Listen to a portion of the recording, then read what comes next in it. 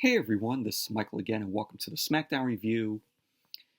And Smackdown, of course, tonight kicked off night one of the 2020 WWE Draft. And Smackdown tonight, as a whole, I thought it was a decent show. There was some good, some bad here that we saw on tonight's show. And the draft that we saw tonight, I thought the draft so far sucks. Nothing changed. You still have some superstars staying on Monday Night Raw. The whole Monday Night Raw side hasn't changed. You know, we had three drafts to SmackDown, and some of the stars that are on SmackDown, they're staying there. So I'm like, what's the point of doing a draft? You know, remember when the draft back in the day, they had the superstars on Monday Night Raw backstage, and then they would just, have Vince McMahon up there and Ric Flair one time, and they also had Eric Bischoff and Paul Heyman. And they would just have, like a lottery thing where you just, turn around and mix up the names that are in like the bucket. They're made it look like a lottery. So nowadays, WWE is just like, oh yeah, we're gonna draft this person here. We're gonna keep this person on my Raw. We're gonna draft that person to SmackDown. We're gonna keep this star on SmackDown. I'm like, the draft is not even interesting anymore. It's predictable. Wish it could go back to the good days when they did the draft and it was very unpredictable. But the draft for this year did nothing. It's the same shit that we saw with the draft last year, where last year's draft, nothing changed, same as this year. Nothing has changed with the draft so far. And I don't expect Monday night for that part of the draft to be any interesting either. But the draft so far, in my opinion, sucks. Except for a few, three, superstars being drafted to SmackDown. Well, let's jump right into the review. So, SmackDown opened up tonight with Stephanie McMahon. Stephanie McMahon came out, of course, the chief brand officer of WWE, and she was presenting the draft this year. And she came out, and there was a blue and red podium that was on the stage. She welcomed us to the draft. And she announces the first round of the superstars for the draft. So she then goes on to announce that Drew McIntyre, the WWE Champion, will be staying on Monday Night Raw. Obviously, not surprised. SmackDown, she ended up saying that SmackDown ended up selecting Roman Reigns, the Universal Champion. So he is staying on SmackDown. And then she ended up saying that Monday Night Raw next selected the Raw Women's Champion, Asuka. Yeah, some draft so far, huh? Some exciting draft.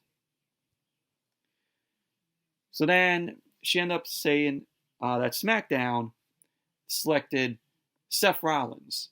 So Seth Rollins is now part of SmackDown, coming over from Monday Night Raw, and now he will be known as the Friday Night Messiah instead of the Monday Night Messiah. And then Stephanie ended up saying that the last pick of the first round of the draft, she ended up announcing that the Hurt Business, MVP Cedric Alexander, Shelton Benjamin, and Bobby Lashley will be staying on Monday Night Raw. So I'm not surprised there. Drew McIntyre, Roman Reigns, Asuka, the Hurt Business, all staying on Monday Night Raw. Yes, Monday Night Raw side is going to be looking like the same, as I will explain later on in the next rounds of the draft. The only thing that was cool here was Seth Rollins going to SmackDown. But yeah, and then later on, I'm like, oh God, they're still going to keep rolling with this. So I'll get to that. So then Caleb Braxton was backstage with Seth Rollins. Seth ended up saying that he was never about the name. It was about the message the most.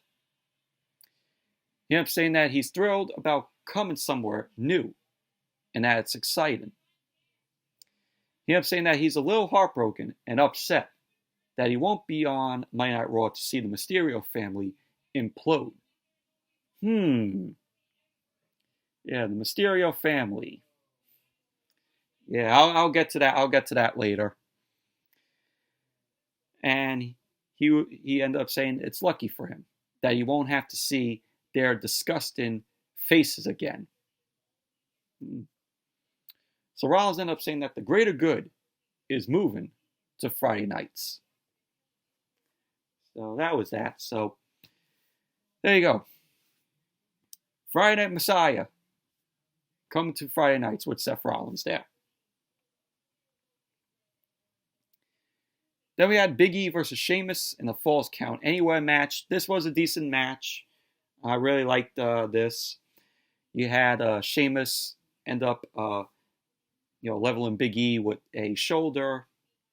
Sheamus then ended up delivering a rolling senton to Big E.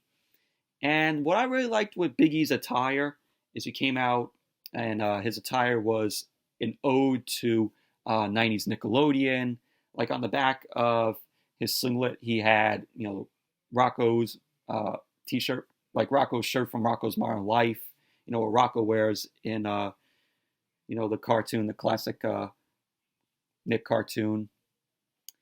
And he was wearing on the back, it said All That. So it was a ode to, of course, All That.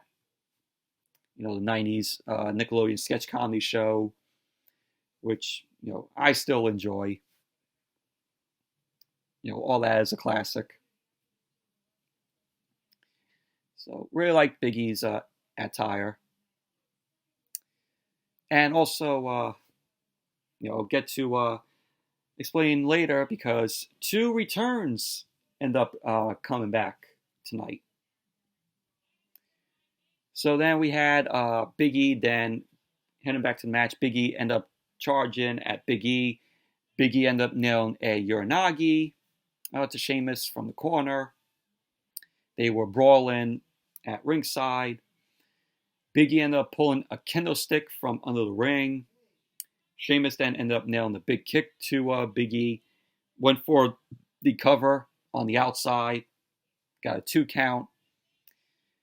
Sheamus then ended up trapping Big E in the ropes. And Sheamus then grabbed the kendo stick, unloaded kendo stick shots to Big E while Big E was trapped in the ropes, in the ring ropes.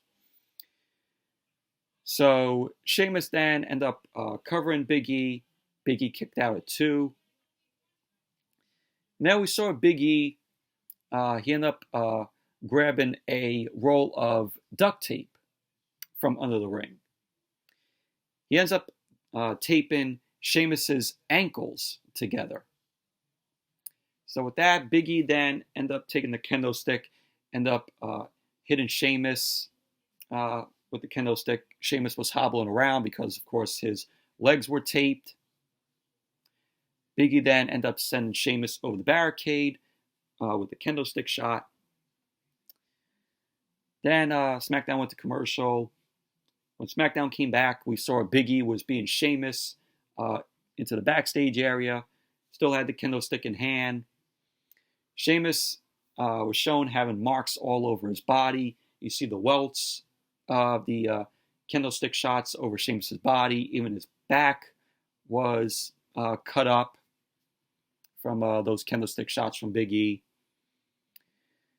And Sheamus came back. He ended up slamming Big E on top of a table, hits him with the kendo stick.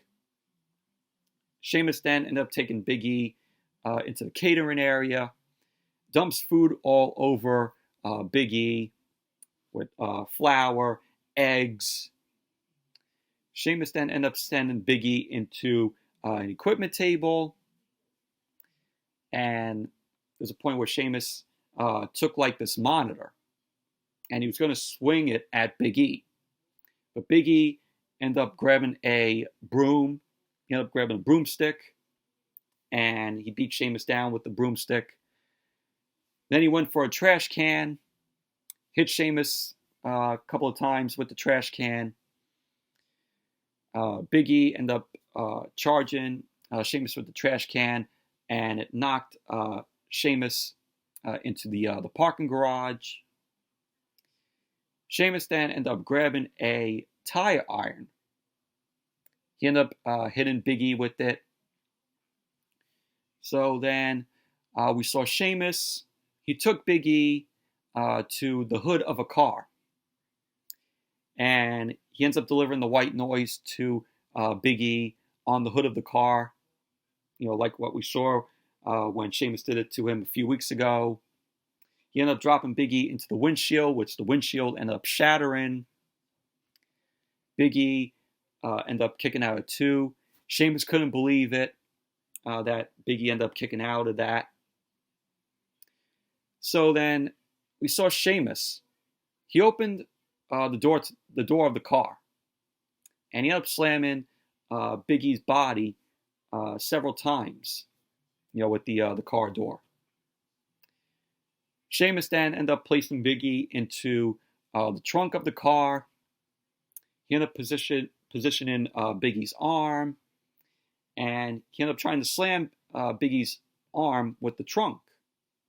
So Big E then blocked it. He blocked the trunk with his leg. Big E ended up fighting out of the trunk. Sheamus goes for the bro kick. Big E moved out of the way, and Sheamus ended up delivering the bro kick to the trunk lid, which the lid went off the hinges. Big E then ended up catching Sheamus and powerbombed Sheamus on the hood of the car, and then he hit the concrete. Big E then ended up tossing Sheamus into the windshield, which that windshield ended up shattering.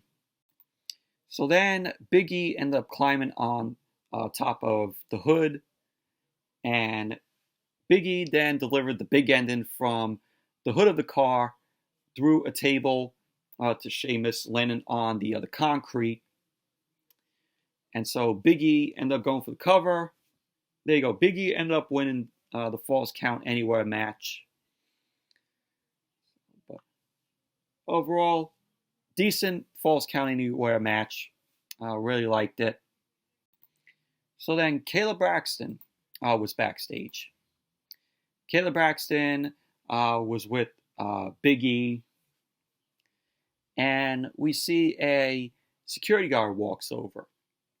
And it was revealed that the security guard is Kofi Kingston in disguise. So Kofi ended up coming back. He ended up returning. And another guard ended up coming over. And it was Xavier Woods. So the New Day are back.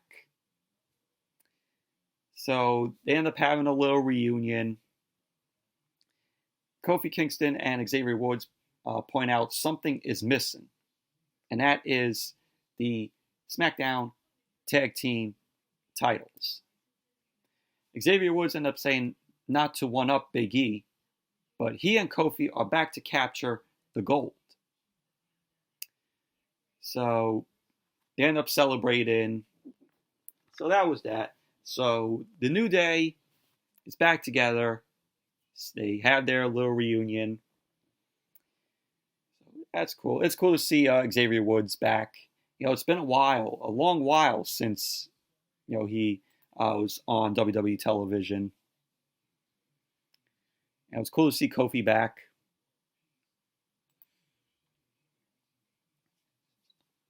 And then we had Jey Uso in the ring. Jey Uso ended up asking Roman, his cousin, what the stipulation for their match at Hell in a Cell is going to be. Jey ended up saying that he gets it. Roman isn't going to come out if not on his own terms. So then we had Paul Heyman on the screen. Paul Heyman ended up asking Jey to stop embracing himself and his whole family by trying to dictate the time and place of the next appearance by the Universal Champion, Roman Reigns. He ended up saying that is at the time and leisure of the champion. So Paul Heyman ended up saying that he has words for those who become too ambitious and shows us what happens when he tried to come up. So we had a video package that showcased Roman dominating Jey Uso at Clash of Champions. So we saw that. And then after the video package was over, we saw Paul Heyman and Roman Reigns sitting at a table. Reigns ended up recalling how his dad used to say, "Believe nothing you hear, and only half of what you see in the business." Roman went on to say that what we just saw in the video, you can believe that. He ended up saying that he was trying to help Jey, to try to make Jey's life better. He ended up saying that all Jey had to do was say the words and acknowledge him as his tribal chief. Reigns ended up saying that now there will be an I Quit match inside Hell in a Cell for the first time. Reigns ended up saying that it didn't have to be like this, and that he just wants to help Jey because he loves him. So Reigns went on to say that after Jey quits, there will be consequences. So that was how the segment ended. But I have to say, this I Quit match inside of Hell in a Cell, it's never been done before. It's the first time. So this is pretty cool. See how this match goes. We've seen I Quit matches, before in the past. So it's gonna make this I Quit match inside of Hell in a Cell more worth watching. So then we had Stephanie McMahon come out, and she came out to announce the second round of the draft. But before she got to that, she ended up announcing that the New Day is going to be taking on Cesaro and Shinsuke Nakamura for the SmackDown Tag Team Championships later on in the night. So she ended up making that announcement. And then she moved on to the second round of the draft. She then announced that AJ Styles is going to Monday Night Raw. So AJ Styles is drafted to Monday Night Raw, which, it was predictable because there was a report that came out saying that Styles hates that he has to miss his son's baseball games because they happen on Friday, and he does, of course, SmackDown on Friday. So that was the case, with Styles moving over to Monday Night Raw, or being drafted to Monday Night Raw. So then Stephanie ended up announcing that Sasha Banks is staying on SmackDown. No surprise. She ended up announcing that Naomi is being drafted to Monday Night Raw. And then she ended up saying that SmackDown ended up drafting Bianca Belair, from Monday Night Raw. So that's pretty cool there. At least hopefully this leads to Bianca getting on WWE TV again. So, and then the final pick of the second round, Stephanie announced that the women's tag team champions, Shayna Baszler and Nia Jax, will stay on Monday Night Raw. So that was that. That was the second. That was the second round in the draft. Only thing that is exciting is Bianca Belair is coming over from Monday Night Raw to SmackDown. So Styles, I knew they were going to move him to Monday Night Raw. So I wasn't surprised by that. And then we had a video from AJ Styles. He was at his home. He ended up saying that he should be offended that he wasn't the number one pick, but he's relieved.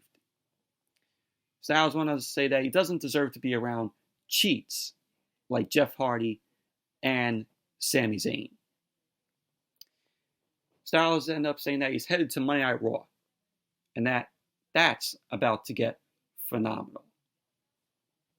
So a little video from AJ Styles. So then we had a tag team match, Jeff Hardy and Matt Riddle versus John Morrison and The Miz. This match was okay. You had Jeff Hardy and Matt Riddle do a double team on John Morrison and The Miz. Jeff ended up delivering the poetry motion in the corner to The Miz. Both Riddle and Jeff Hardy ended up sending John Morrison out to the floor. And Matt Riddle ended up taking both Morrison and The Miz out on the floor.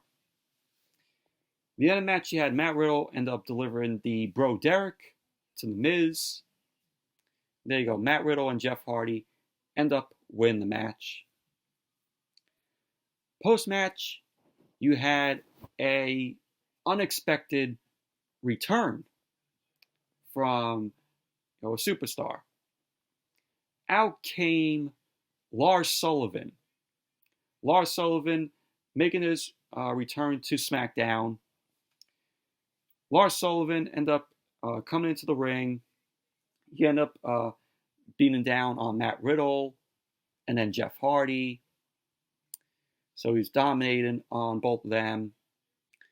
John Morrison was shown trying to pull The Miz out to safety. Lars Sullivan ended up grabbing The Miz and delivered some forearms to him. So then Lars then ended up dropping The Miz with the freak accident. And that was that. So we had an unexpected return from Lars Sullivan. I know some of the community, the wrestling community, are going to be pissed because of what Lars Sullivan did. We all know Lars Sullivan's story on why he was out for very long. But it's cool to see Lars Sullivan back.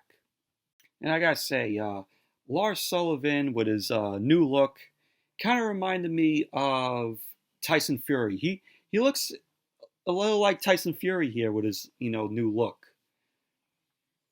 So, but it's cool to see Lars back. I know, like I said, some of the wrestling community are not going to be too happy that he's back because of all the stuff that Lars Sullivan done. I mean, we all know, like I said, we all know the news on why Lars Sullivan was out for this long.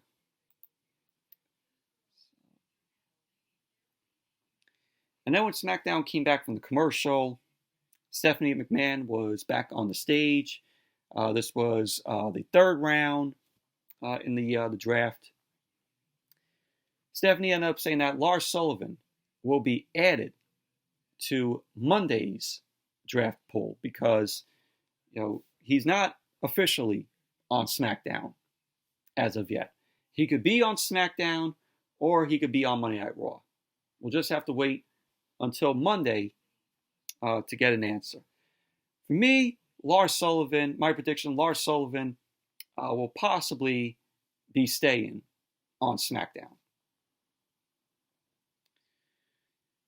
So then Stephanie ended up announcing the third round in the draft.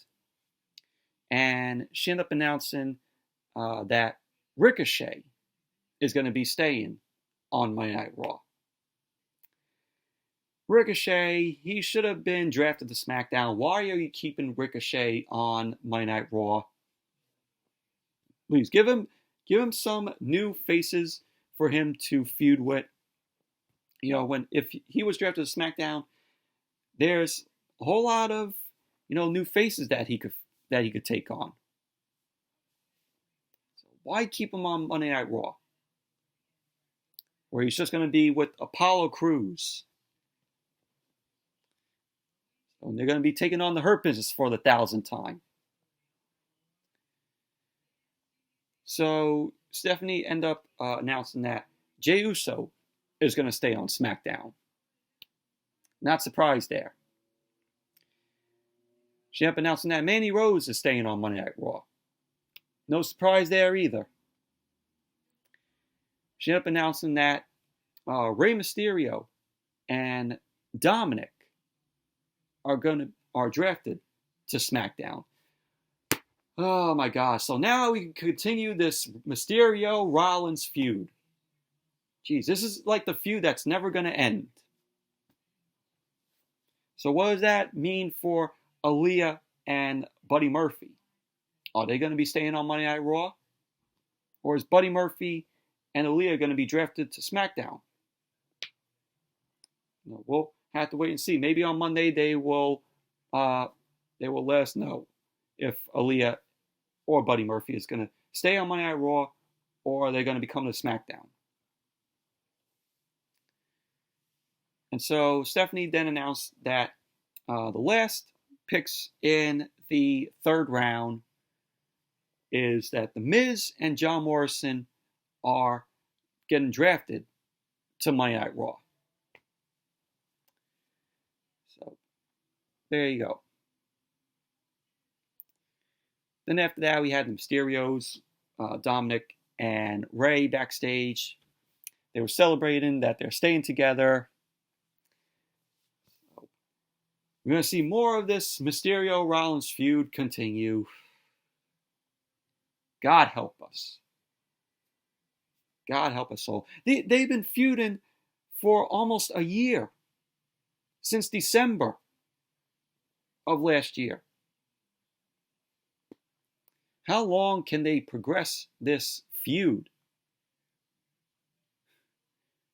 This feud should have ended 6 months ago.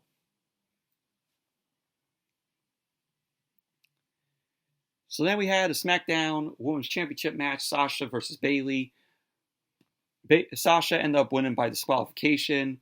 Bayley ended up grabbing a chair, hit Sasha with it. Bayley still retains the SmackDown Women's Championship.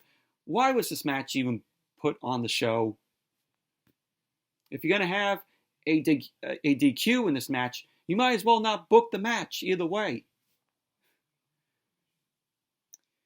This was just a setup for them, for WWE to progress Sasha and Bayley's feud, going into Hell in a Cell. That's what it basically was. This match shouldn't have been on the show tonight. So post-match, Sasha ended up sending Bayley face first into the chair that was set up in the corner. Sasha then ended up folding the chair up, smacks Bayley across the back several times with the chair. And Sasha then went to use the chair to break Bayley's neck. And she came off the top. Bayley ended up moving out of the way, retreating out to the floor. And that was basically that. We saw Kevin Owens backstage. He was preparing for his match later on in the night with The Fiend. And Alexa Bliss ended up walking up to Kevin Owens. She ended up saying to Kevin Owens, "Let him in. So that was that. So then we had a tag team match. The New Day versus Cesaro and Shinsuke Nakamura for the SmackDown Tag Team Championships. And this was a decent match here. Kofi Kingston and Xavier Woods were in this match, and they showed no signs of ring rust here. We had Cesaro and Xavier Woods start off the match. They went back and forth. Xavier Woods ended up taking Cesaro down, and Cesaro ended up leveling Xavier Woods with a clothesline. And at the end of the match, you had Kofi end up dropping Nakamura with the Trouble in Paradise. Xavier Woods then went to the top and delivered a flying elbow on Nakamura for the win. And there you go. The New Day end up winning the match, Kofi and Xavier Woods, and they are the 7-time SmackDown Tag Team Champions. So there you go. After the match, you had Kofi and Xavier Woods, standing tall with the titles. Big E ended up running down to celebrate with Kofi and Xavier. So then we went to Stephanie McMahon. She came back out for the final round of the draft for tonight, for night one. So she then announced that the new SmackDown Tag Team Champions, Kofi Kingston and Xavier Woods, were drafted to Monday Night Raw. So the New Day, Xavier and Kofi were like, how come, they were like, oh, how is Big E not included? So then Stephanie then announced that Big E has been picked by SmackDown. So Big E is staying on SmackDown. So Stephanie ended up saying that Dana Brooke is going to be staying on Monday Night Raw, which is no surprise. She's still going to be teaming with Mandy Rose. And Stephanie announced that Otis is going to be staying on SmackDown. Who knows about Tucker? Tucker could stay on SmackDown, or he could be drafted to Monday Night Raw, and that will be the end of Heavy Machinery. So Stephanie ended up announcing the final pick in the final round of the draft is Angel Garza. So Angel Garza is going to be staying on Monday Night Raw. So that was the final round of the night one of the draft. So from the looks of it, the New Day is no more. Xavier and Kofi are going to Monday Night Raw. Big E is staying on SmackDown.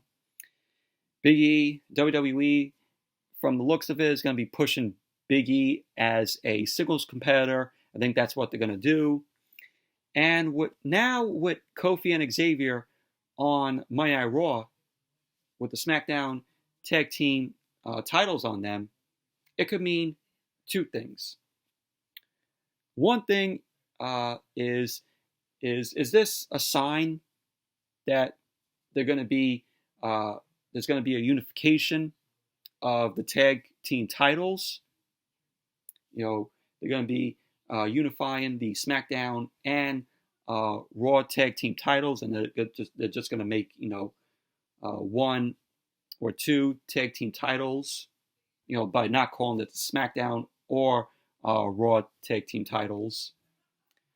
So we may have a unification of the tag team titles and the tag team division on both shows. Or the second option, the second thing that WWE might do, and I sense WWE doing this, and this might be the dumbest move if they do it. What about, Kofi and Xavier are on Monday Night Raw.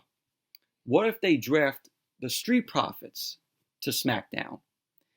And the Street Profits drop the Raw Tag Team titles, and the New Day end up being the Raw Tag Team Champions.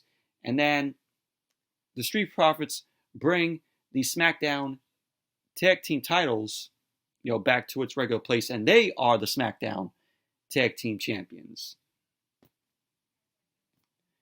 I could sense WWE doing that because that would be the dumbest move that they would do. So if I had to pick those out of those two, I sense WWE going with the second thing that I explained.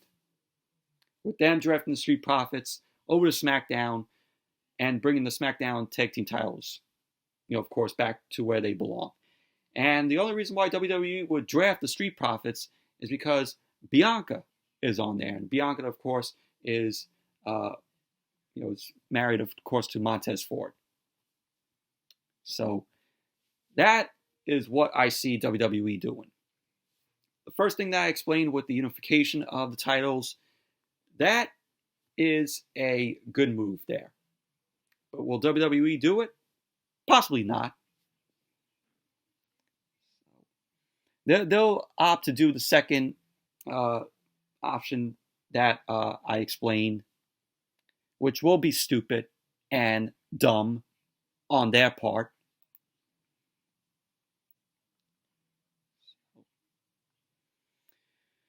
And then we went to Otis and Tucker backstage.